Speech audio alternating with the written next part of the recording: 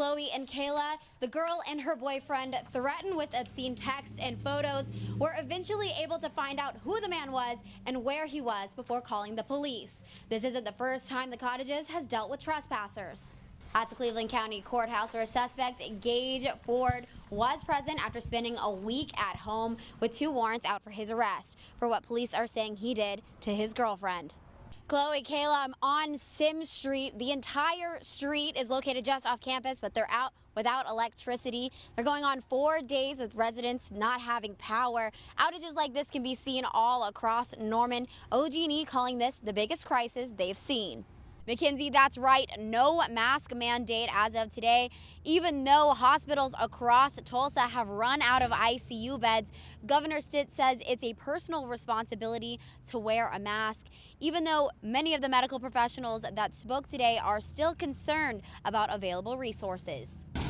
The damages look like a tornado rolled through here, but really it was an ice storm which hit us last night. The ice just too heavy for the trees to handle. Oklahoma City, where incumbent Kendra Horn is having her election watch party at the moment. No one was hurt and there aren't any significant damages, but they will not be accepting any more customers the rest of the day. As you can see behind me, they did place their cars to block off the entrances. When I spoke with the owner of Classics, she says that she hopes to be up and running by tomorrow morning.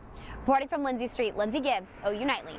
It's right around here police say the rape happened. It occurred between 7:15 a.m. and noon on Friday morning, and OU students that I talked to were startled by the text alert sent out by OUPD on Sunday night. Good afternoon, Chloe and Kayla. Fall Family Weekend is just getting started. This is Allie Stevens, a 19-year-old freshman at OU.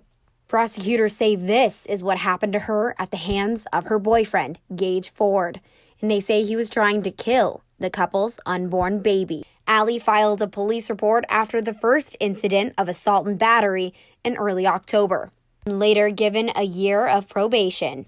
Allie says 2 weeks later, he did this to her. She is choosing to share her story to help other women. Always know that you cannot save them. No matter what, they're only going to get worse and never gets better.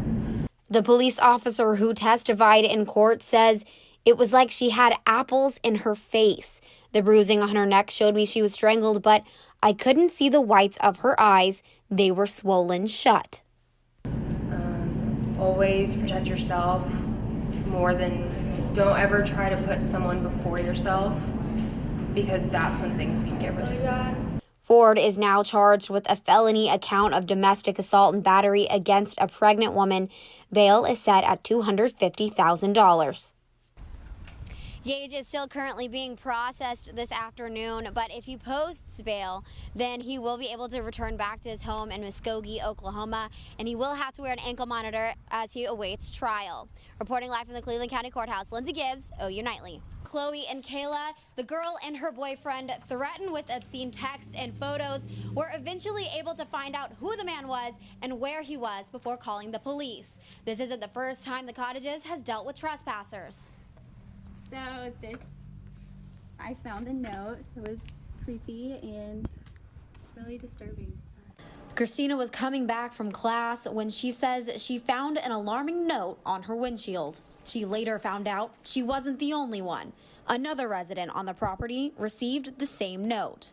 It's just really scary knowing that someone could be following me home as I'm walking home from class. Norman police say a registered sex offender, Lucas Coupin, is behind it. He has a record, too, previously convicted of aggravated possession of child pornography. The affidavit released by Norman PD shows he used computers in the computer lab on property to look up images on the internet, which detectives say he then sent to the victim. The victim's boyfriend caught him and held him down until police arrived. Police say a warrant will be issued for charges of distributing obscene material, a threatening or harassing phone call, and using a computer to facilitate a crime. Security officers at the Cottages advise keeping an eye out for anyone lurking around, and if you see anything suspicious, call the Cottages security. Reporting live at the Cottages, Lindsey Gibbs, OU Nightly. Statewide, the number of COVID cases continues to climb, and more Oklahomans are in the hospital with COVID than ever before. Political analysts say we can expect fireworks on the stage. So you just matched up with the Baylor Bears over the weekend. You had a season high of 19 digs. What are some pregame rituals that you do to kind of get yourself in the zone? Millions of Americans are patiently waiting for the second round of stimulus checks, but Congress is still at war over who will get funding. And what a great day it would be to get a flu shot today. I mean, the weather is absolutely perfect. We begin with new information about former Oklahoma Senator and President of OU, David Boren. Going with another touchdown, but this one made by Jeremiah Hall. The FBI says it's making progress in the investigation regarding the kidnapping plot of the Michigan governor. Bolivia police arrested Javier Alatorre, the first of 2 suspects in the Kansas City bar shooting that left 4 dead and 5 others injured. The police are still searching for the second suspect, Hugo Villanueva Morales, who is considered armed and dangerous. Back to you guys in the studio. Look forward to it. Thank you, Hannah.